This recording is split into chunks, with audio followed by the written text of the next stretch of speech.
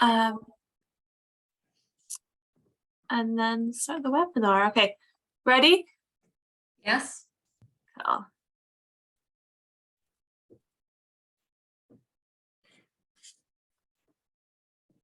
Hello, and welcome to this AMBAT and BJ webinar on how to be an authentic yet effective networker in the 21st century.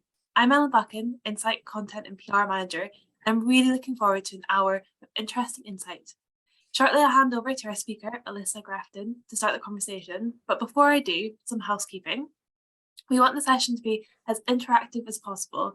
So if you have any questions, just add them to the question box and we'll get to them live at the end.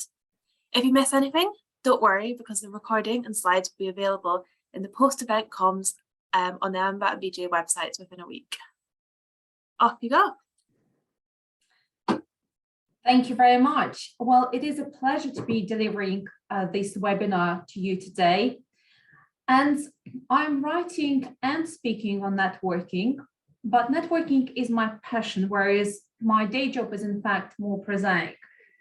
And it would be perhaps a good point to start if I were to introduce myself a little bit more to our audience. So my name is Alisa Grafton. I'm a lawyer, a scrivener notary public, and also of great networking, the art and practice of building authentic professional relationships, which has been hailed as the book for networking for 21st century with a very modern mindset. And I will give you a little background into why I am specifically interested in networking and why it has become my passion.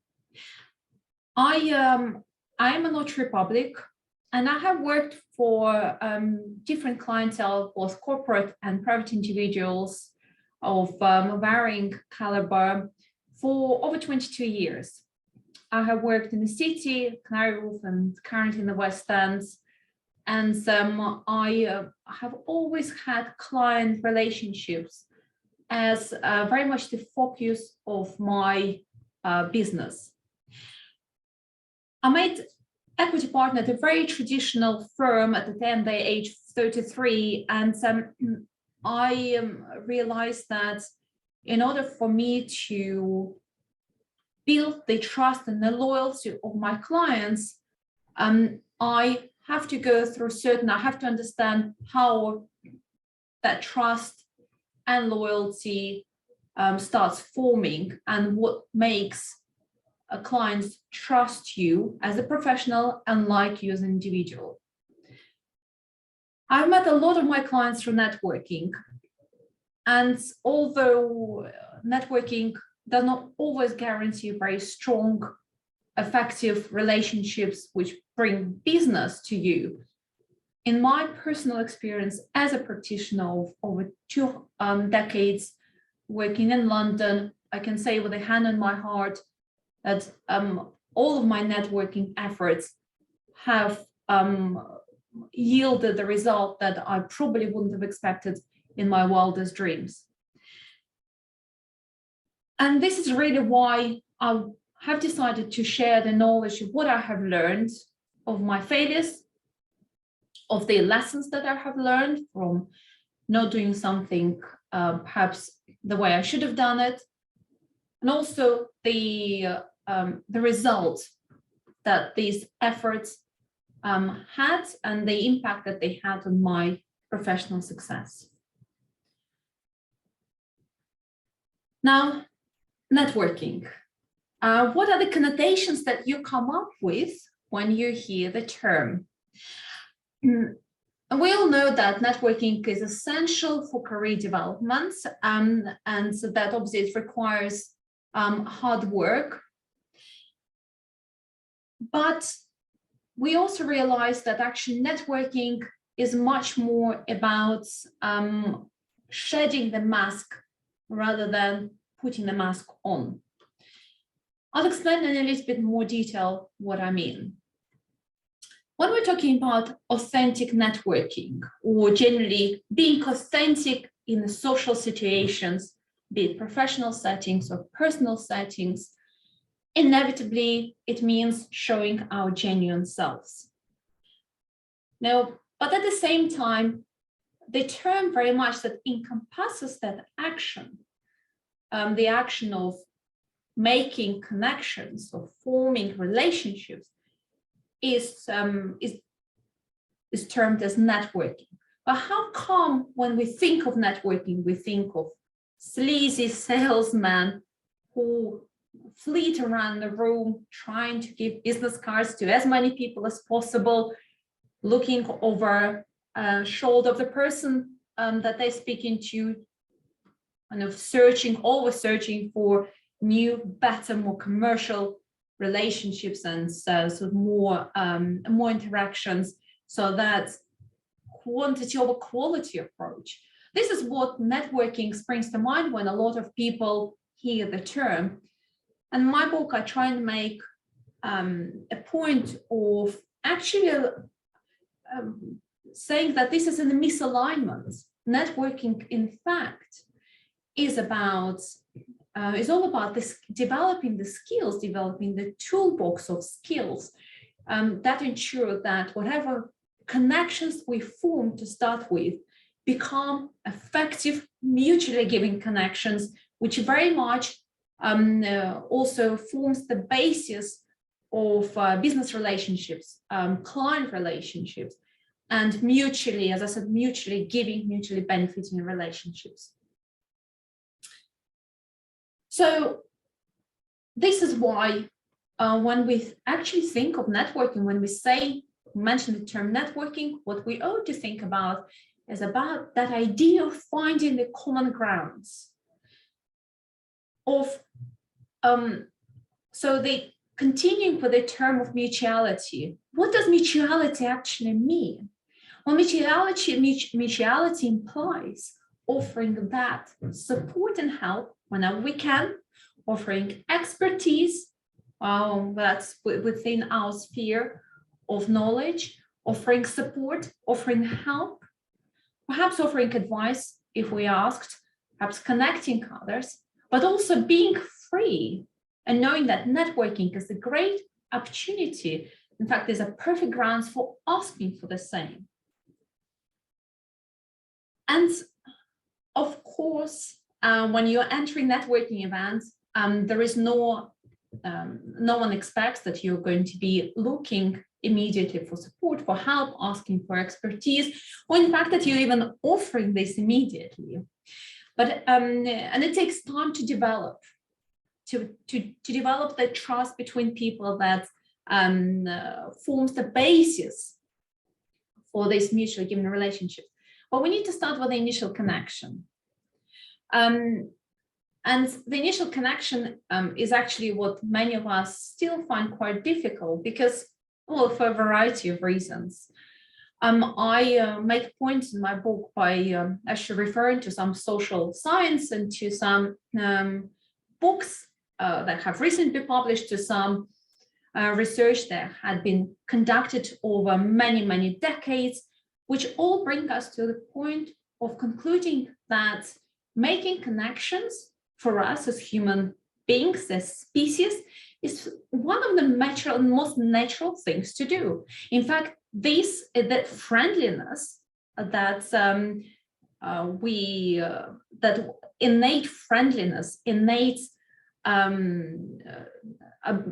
desire to establish connections with others is the very basis for our survival. And there are lots of theories that kind of justify that point. But then on the other hand, the fact that something is natural, that's not to say that it comes without hard work.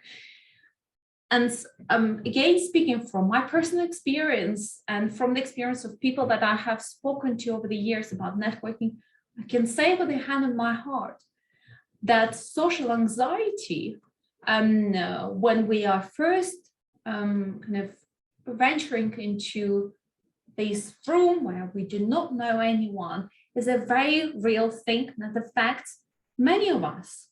Now, I always like to say that when we're first making that foray into networking, into kind of entering that room full of strangers, we should expect to have a certain degree of discomfort. And I'm going to be talking about overcoming this slightly later on in this presentation.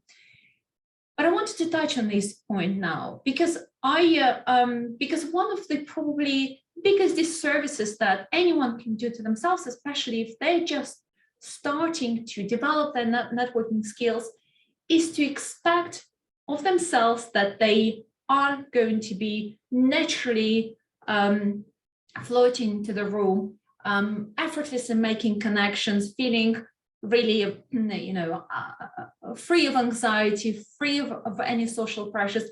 And this is simply not the case. We currently live, and many of us actually, question this kind of the grounds for social anxiety. In my mind, and I'm not a social psychologist, but in my mind, this all stems from the fact that we live in a world where it's very easy for us to curate a certain persona on social media.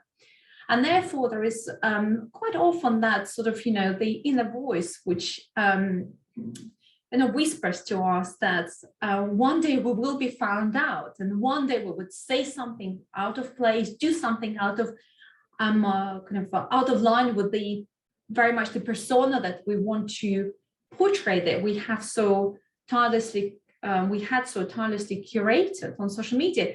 And that fear of being found out is actually often what drives that anxiety.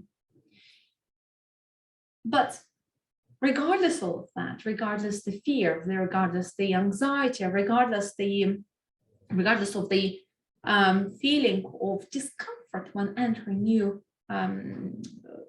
networking scenario, new networking situation,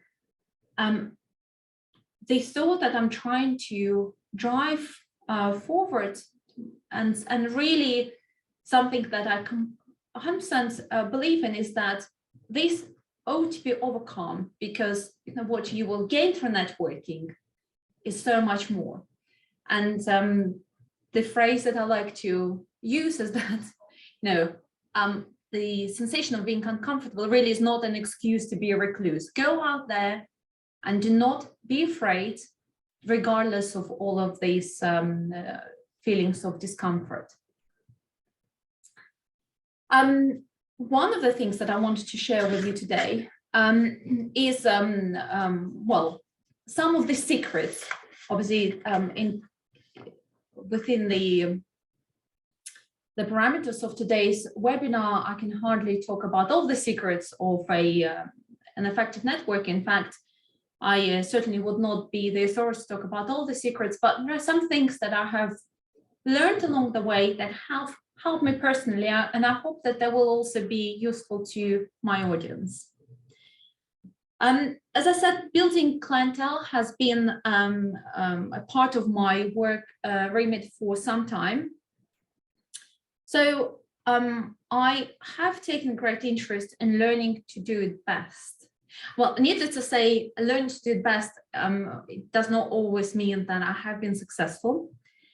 And in fact, in the book, I tell a lot of stories of my failures. But the reason why I tell the stories is not just for the entertainment's sake, although many of them are fairly entertaining, but to drive a point that the best thing about mistakes is that we learn from them. Learning lessons. And the first secret that I want to share with you today is exactly about that. By learning what doesn't work for you, by learning what feels false to you personally, feels disingenuous, just not authentic, something that does not reflect who you are, does not feel genuine to you. So by learning this, we also learn what networking means for us. So I can talk until I'm blue in the face why networking is so important for anyone who is looking to scale the career ladder, why it brings all of this crucial context. But ultimately, each and every one of us needs to understand for themselves their purpose behind networking. Why networking? Find out your why. Why do you go out there? Why do you overcome this discomfort? Why do you spend time on learning the skills what are you looking for immediately? And for many of us, this, the reasons can be really wide. The spectrum of the reasons can be really wide. Some of us are very new to the industry and we're looking to get to know the current movers and shakers in the industry. Others perhaps are looking for a sponsor, whereas again, a cohort of you might be looking to gain more business, more clientele, or actually joining active networks where they feel that they belong. But I personally have had all these reasons, and knowing my why, knowing why I wanted to network at any given time is really what has given me this courage and the drive to walk through this door, however uncomfortable I felt, gave me that purpose, gave me that overwhelming reason to deal with all of the anxiety, with everything that held me back. And to follow on from that, and actually what I have already mentioned are the many failures, many mistakes, many instances when I felt rejected. But and it improves as you go on, as you get more familiar with the different networking scenarios. But if there is one thing that perhaps I wanted to share with you today, is that all of these things are very much par for the course. As a baby is not expected to start walking or running without tripping over many times. As you wouldn't expect, in fact, to give up restaurants, for example, going to restaurants after one bad meal. One or more bad networking experiences really should not put you off giving it your best and learning from what you probably should do better next time. But this is all part for the course, and that's an important message to actually to ponder on, because I think it will change the mindset and the pressure that so many of us, and especially those of you who are high achievers, overachievers, those who really want to do your best all the time. But this is an important message to assimilate, because this will give you, that's kind of space for making mistakes. So as I said, learn what you can do better, and next time, and move on and try and adopt whatever you have learned next time you go out to a networking event. But the other very crucial point for me that I wanted to touch base on today, and is connected to your previous point, to my previous point, is that idea of, and if aiming to remove the mask that we all wear. Many of us find networking scenarios quite stressful, walking into a room full of people, unfamiliar people, strange people, really quite uncomfortable experience. And it undoubtedly makes it a lot easier when we're wearing a mask, which is fine, because we all wear different masks throughout our life, in fact, throughout our day often. But at some point, in order to engage on the fundamentally human level with another individual standing across from you, it's also important to start considering shedding your mask a little bit and understanding that what you bring to any conversation is your personality. As Oscar Wilde famously said, be yourself because everyone else is taken. And that's an important message to absorb. We cannot connect with others, whether be it in a professional field or in a personal situations, whilst portraying someone else's personality, no matter how engaging that personality may be. We are often taught that unless we behave in the X way, we would not be as effective in social settings.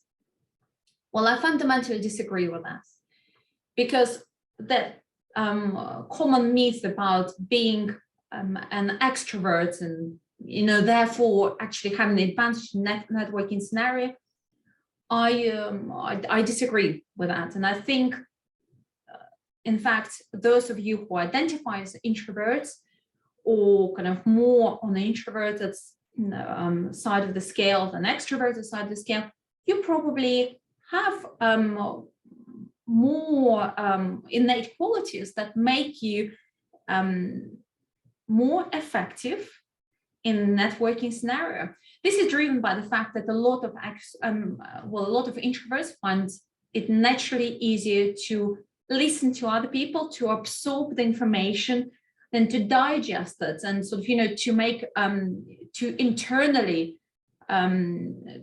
digest and perhaps then present this information to another person. And this is a very powerful technique in any communication, because it allows the person to genuinely absorb what the other person, what the person that they're speaking to is saying. Now, a lot of our extroverts simply do not have that skill, or that skill is kind of comes really with huge difficulty to them, and it really puts them on back foot when it comes to networking, because they are so accustomed to talking at people that they often miss the point of remembering to listen.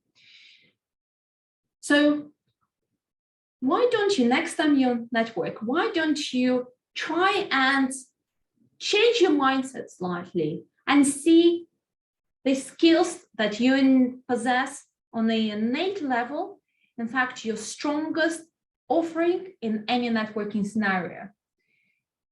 And perhaps what you have always thought of yourself is not a given. And in fact, if you just ever so slightly transform your mindset, you will realize that what you had believed to be something that, quality that holds you back is in fact your superpower. I know it's a big word, superpower, but you can make your innate quality a superpower as long as you own it, as long as you're not, if you're not trying to constantly hide it behind a mask. I know a lot of successful networkers who are introverted by nature, and this really, and as long as they own it, as long as they, proudly proudly show that skill, that really starts working in their favor.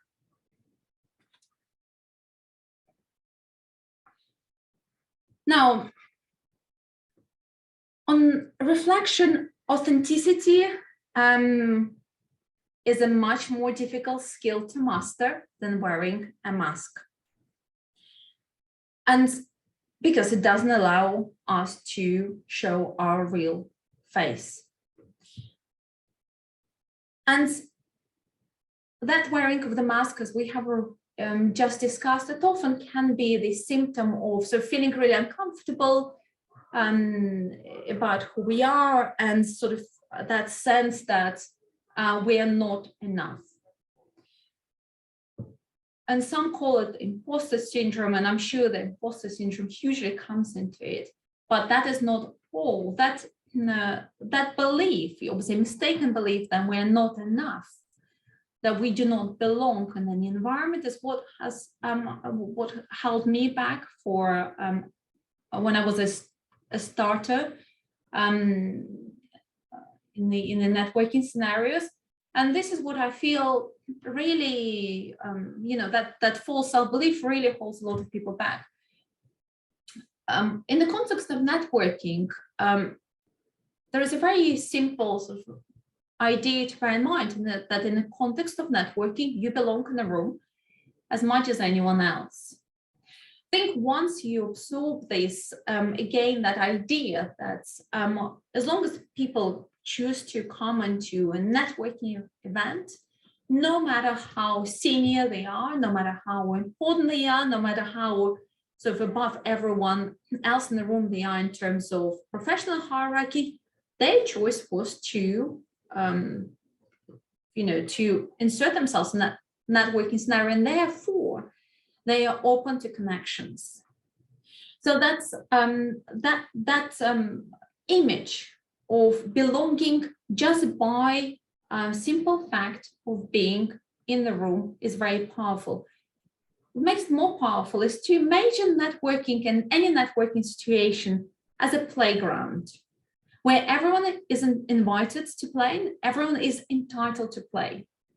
Yes, discomfort that we have talked about already comes into it quite often, but it shouldn't hold us from entering that room.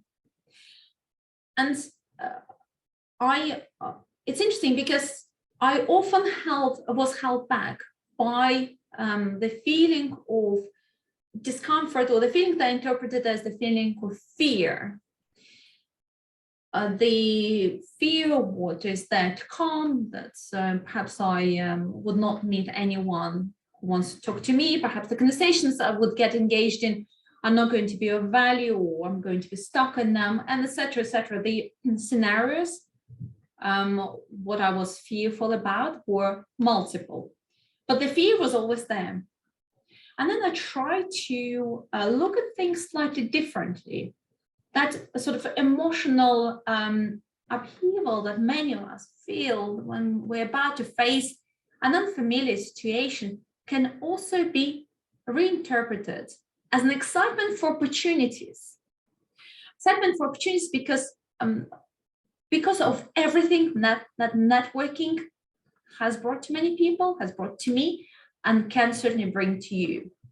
Yes, just accept that most likely there will be a situation where you feel rejected, where you would feel that the person that you're speaking to is not as invested in this conversation, where you would feel that the conversation is not flowing, where you would feel that the conversation is not leading on going anywhere and leading you to the purpose, to the goal that you had in mind when you first started it. And that's okay. That is, again, part of the course. But the kind of the vibe, if you like, that you give when you are excited for opportunities is something that is very easily read by others, and it will help. Just again, this change of mindset will help. Now, what happens? What happens when we feel that, that regardless of all of our best efforts, that fear, that sensation of discomfort, feeling out of place is still there? Well, that's okay as well. Because the willingness to be vulnerable is actually, the ease about the idea of being vulnerable, about your personal vulnerability, is contrary to what a lot of people think.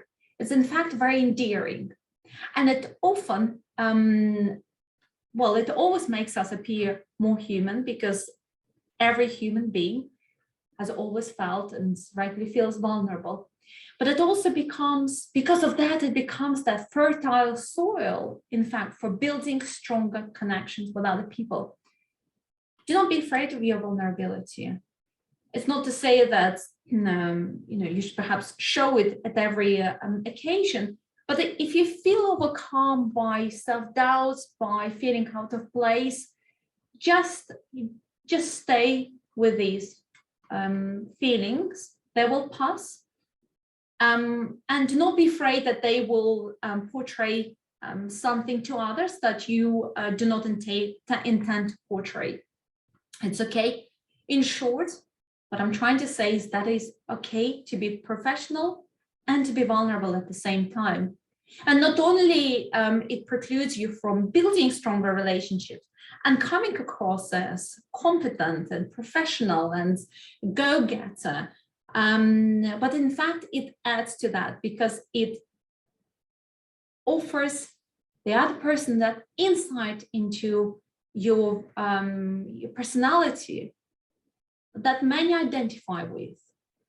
So willingness to be vulnerable, willingness to feel the discomfort that many people feel around social situations, networking, when there is not pressure sort of to purposeful network, it's okay, and it shouldn't hold us back. Now on to actually the practicalities of what to do when you are in that room full of strangers, the proverbial scary room full of strangers. Well, I write in my book, and I often also speak in my talks about the idea of, following a conversation through. So there is obviously a skill to starting it. Well, there's a skill to enter the room. There is a skill to start a conversation. There is a skill to develop a conversation. And then there is a skill to end the conversation naturally, but make it actually the start of a relationship rather than the end of whatever connection you have established to date. But I also know from my experience that as difficult as it can be to enter the room, to sort of take a few moments to look around to see, who seems to be the person to talk to, perhaps someone who looks most approachable and looks like they're ready for a new conversation.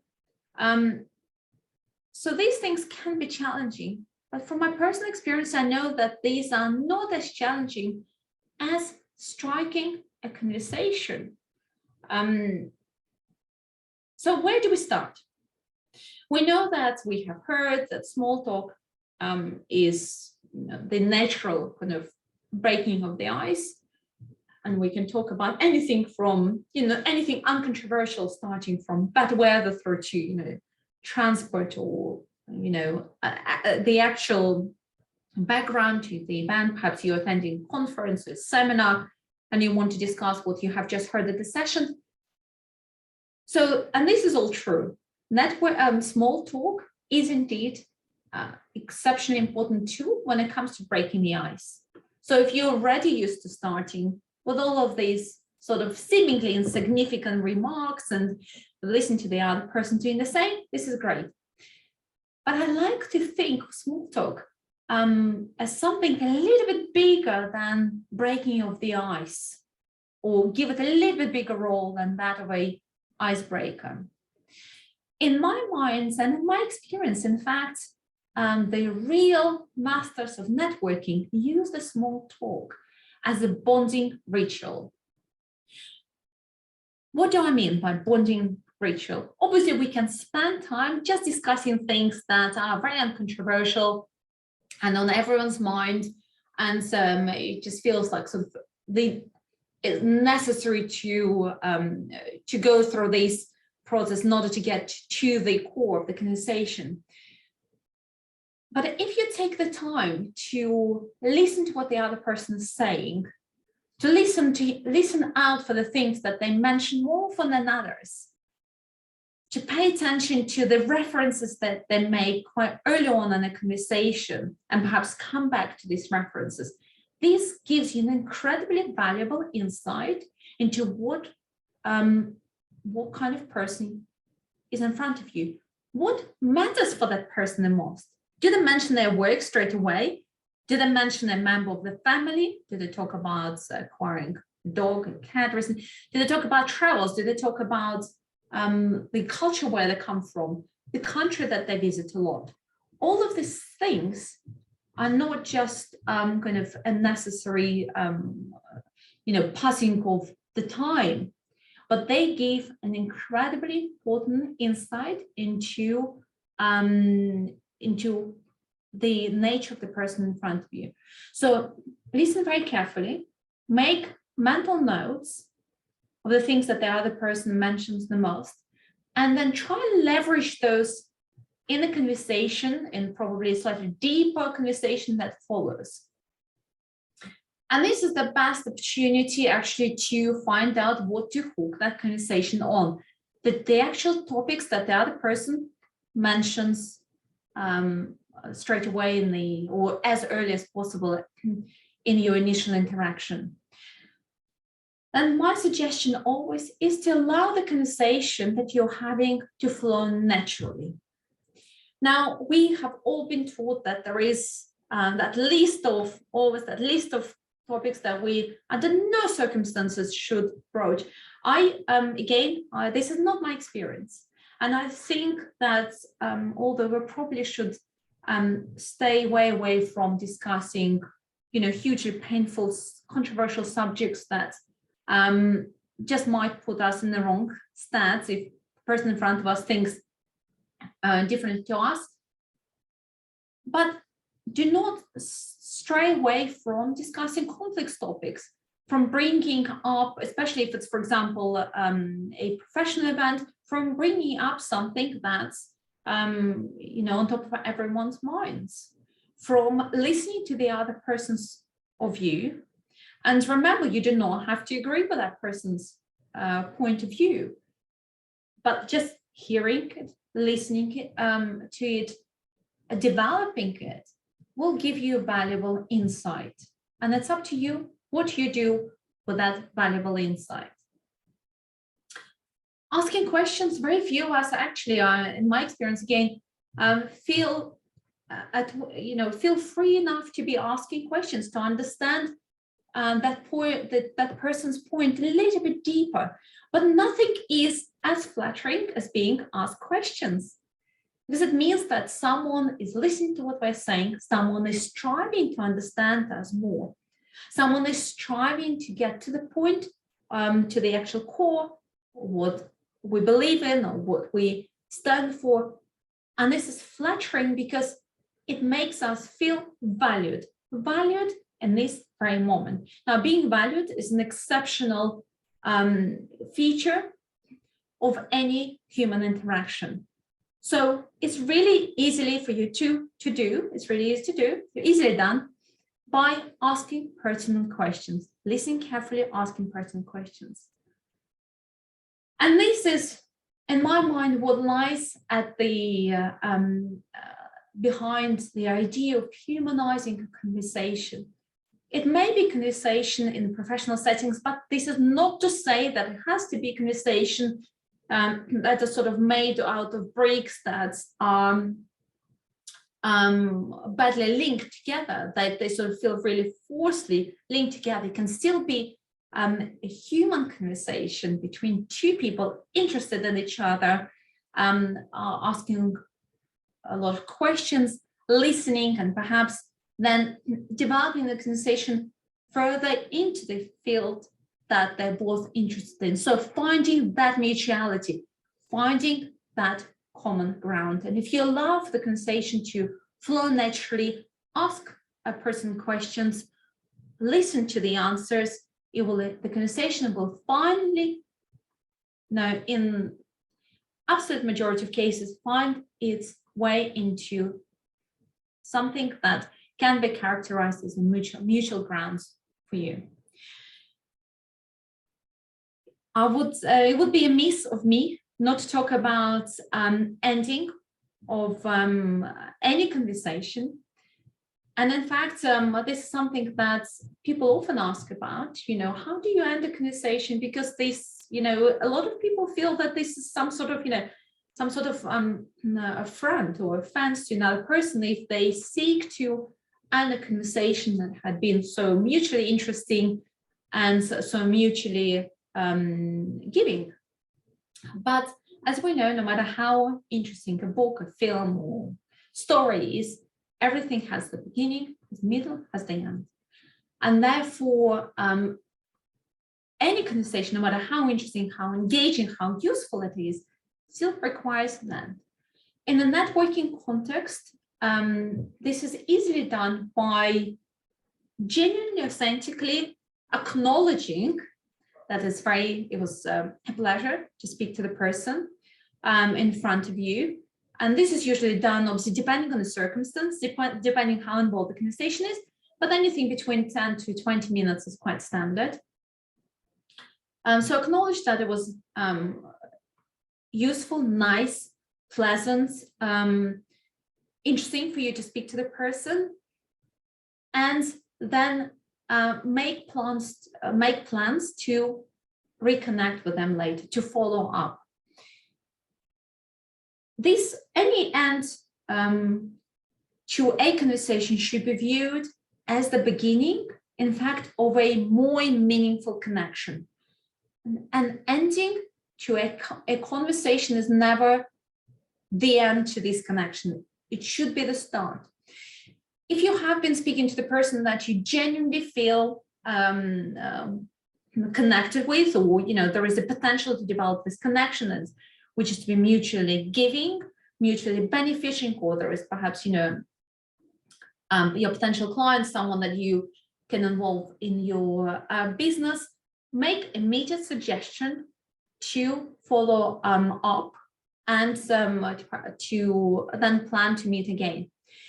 If the connection that you have just had didn't have those qualities, do not feel obliged to promise anything if you do not intend or to carry on with this relationship right now.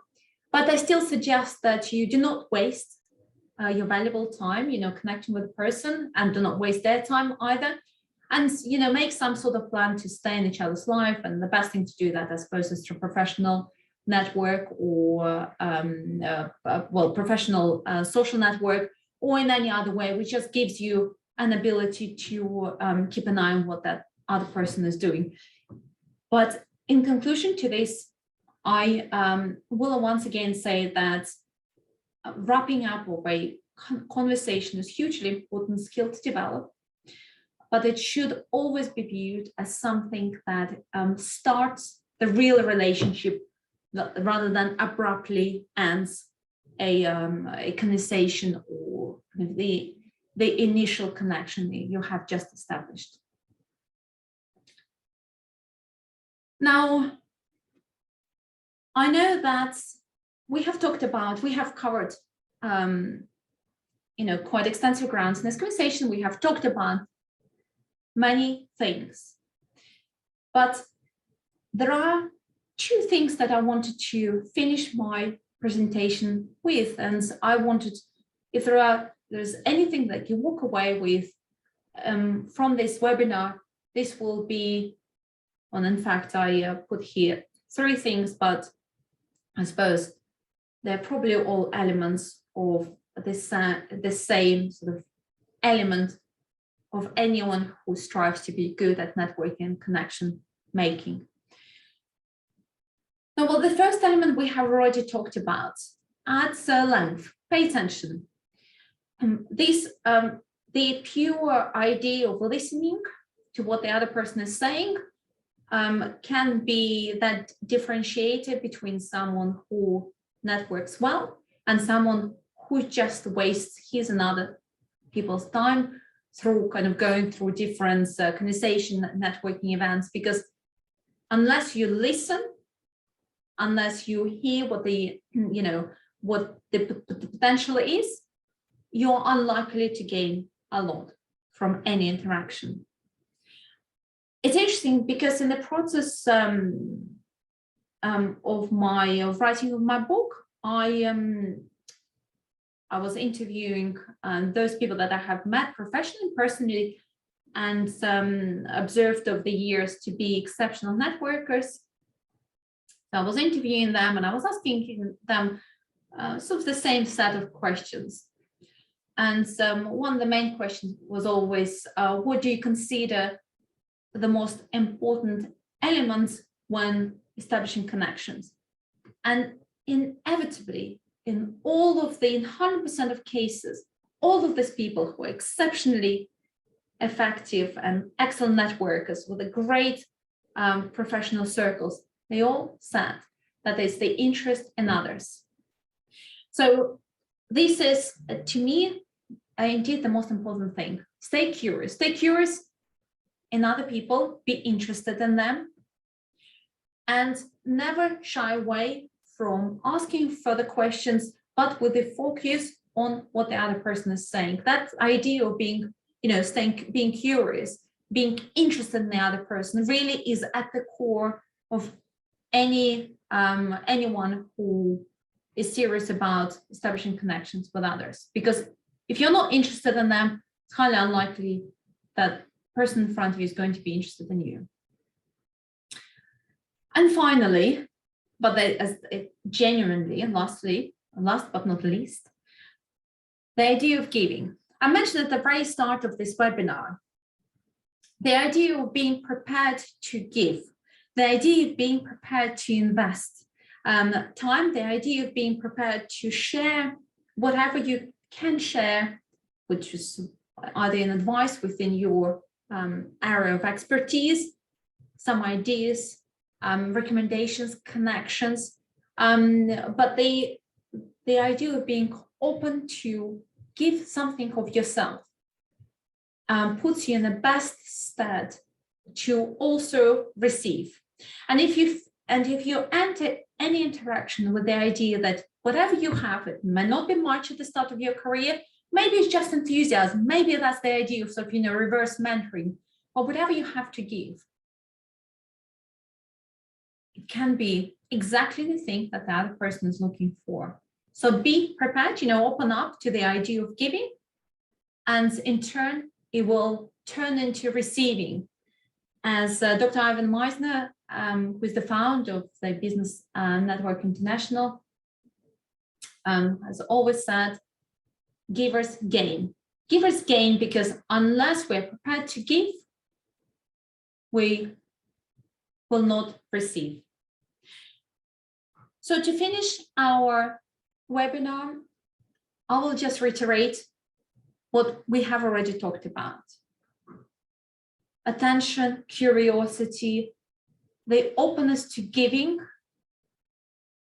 but also openness to establishing strong connections ahead of everything else. Never aiming to strike a deal or to sell anything in the first instance, but always striving for that connection. This will give you the best background to get into the stage in your relationships where you can genuinely ask and expect help, assistance, mutual support. So as long as you have that foundation built, do not worry about the results. The results of any strong connections will follow, and they inevitably do, and it has happened to me time and time and time again. Foundations is what make any relationship effective. Practice makes probably not perfect, but good. Nothing substitutes going out there and putting all of what you have learned into practice. You will fail, you will feel rejected, you will feel like you're not making progress, but the pure idea that you're putting yourself out there despite the fear, despite the discomfort, will give you the best opportunity to do better every time, and eventually to arrive at the stage where you feel you're actually being your authentic self whilst remaining extremely effective at building relationships with other people. And very lastly, on the point of relationships, I finished my book on my penultimate chapter of my book with this phrase, and I will reiterate it here because I think it's hugely important. Always choose the relationship. In the networking scenario, do not aim to sell anything, do not aim to acquire some value from the person you've just met. Do not aim to impress them. Do not aim to prove them wrong. Do not aim to, do not be led by your ego. Choose the relationship. And the relationship, like I said, becomes, healthy, authentic relationship where you feel mutual trust and mutual like will inevitably lead to very effective business relationship. And I think that this is a high point and a good point to finish this webinar with. Thank you. Thank you so much for that. It was so interesting. We've got loads of questions, but please feel free to keep sending them through. So I'll start off with maybe a bit of a tricky one, but this person says that they work fully online, and how would you recommend networking when it is online and when it is remote? This is a big question of our time, and with that in mind, I in fact dedicated a chapter of my book to virtual networking. I think just through the nature of my work, I was one of the early adopters of virtual networking. I experienced it. I'm not sure I actually adopted the idea. Virtual networking is indeed very different to networking in the face-to-face, in real life. And this is because we really do not get a chance neither to practice small talk properly, nor to read non-verbal clues, which are hugely important to our human-to-human communication. These things are just not at our disposal. So when it comes to virtual networking, I have two main pieces of advice: research, and research. And I think actually the whole nature of the beast is very different. So virtual networking should be about making the most out of the people in the virtual room, connecting with the people that you genuinely need to speak to. And I think you have to feel very justified to, rather than just aimlessly sort of meandering and walk in the room, aim for meeting, connecting specifically to the people that you want to connect with. And therefore research is helpful. And you need to get to the point straight, fairly swiftly. Still aim to have a conversation going with perhaps a minimal ice-breaking small talk. But if there is any opportunity to take the meeting offline, the connection offline, even if it means connecting later virtually, but just on the, on a one-to-one basis, or much better still, to find an opportunity to speak face-to-face, to connect face-to-face, this should always be the aim.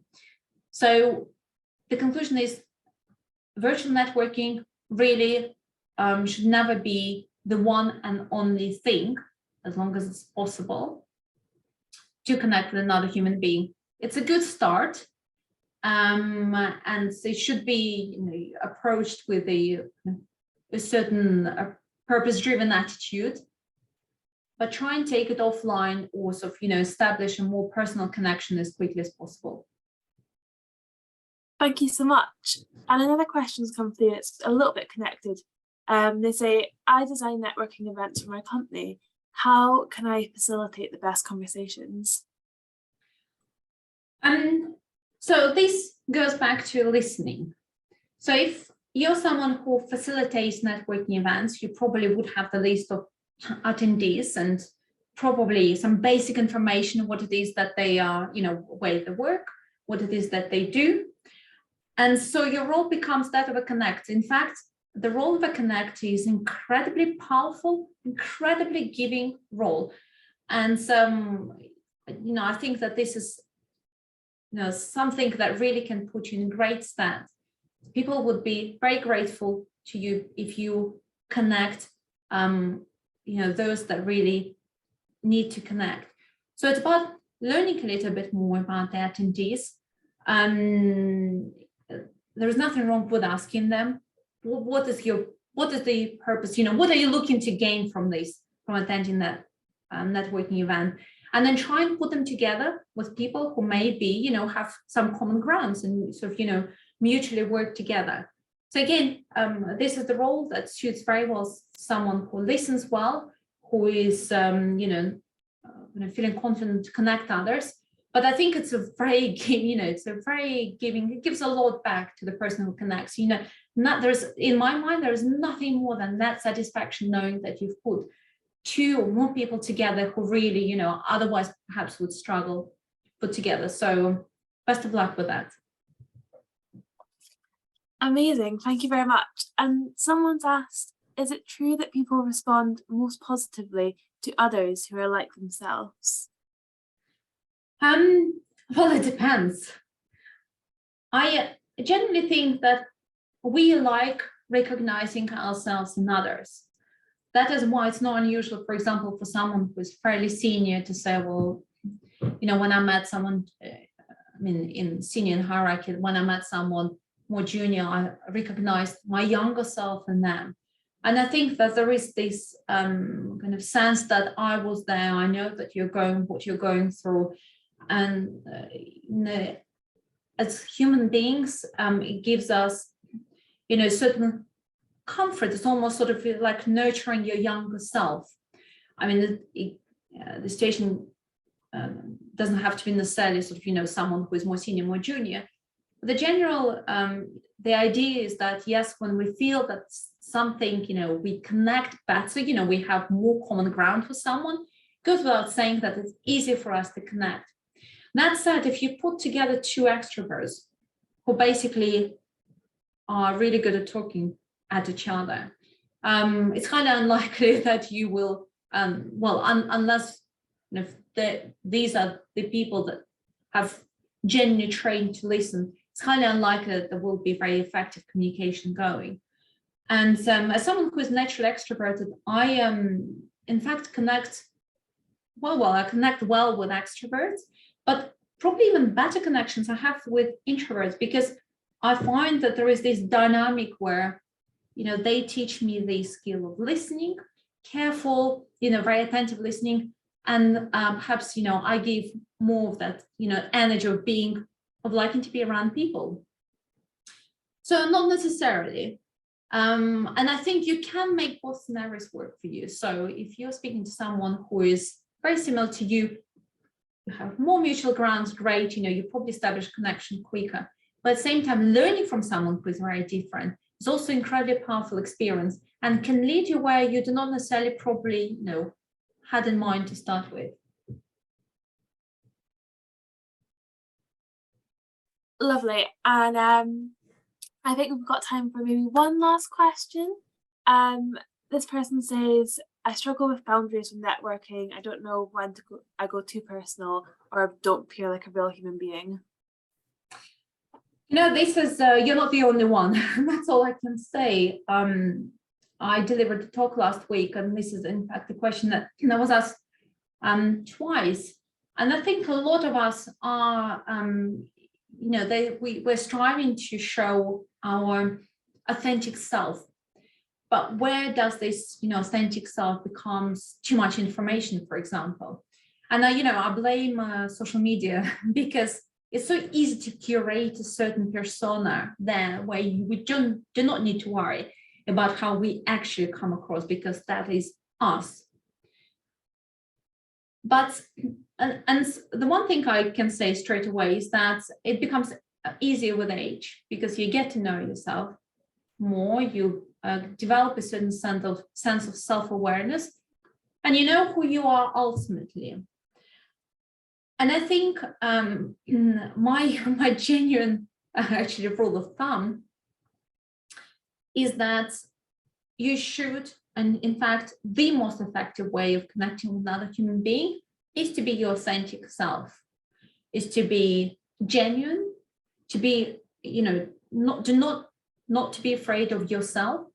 But, and this is a big but, no networking scenario lends itself well to being a therapy session. As long as you do not feel that, you're seeking something, the person through, being your authentic self. And as long as you feel that the balance is kind of more or less kept well, so you're speaking and then allowing the other person to speak rather than sort of monopolizing the time and just, pouring out everything that you have on your mind and, for example, being extremely expressive, therefore preventing the other person to be themselves. As long as I think you feel that that balance is kept, you're not treating the other person as your personal therapist for the time being. This is, you're probably doing well. And there will be scenarios when you feel, maybe overdone slightly, or I could have opened that up a little bit more, but learn from it and do things slightly different next time. So I think as the situation, definitely a case of tweaking from station to situation, but you'll get there with some practice. Well, thank you very much. I'm afraid we've run out of time, but that was really fascinating insight. And thank you for everyone else who joined us and for your brilliant questions and interactions.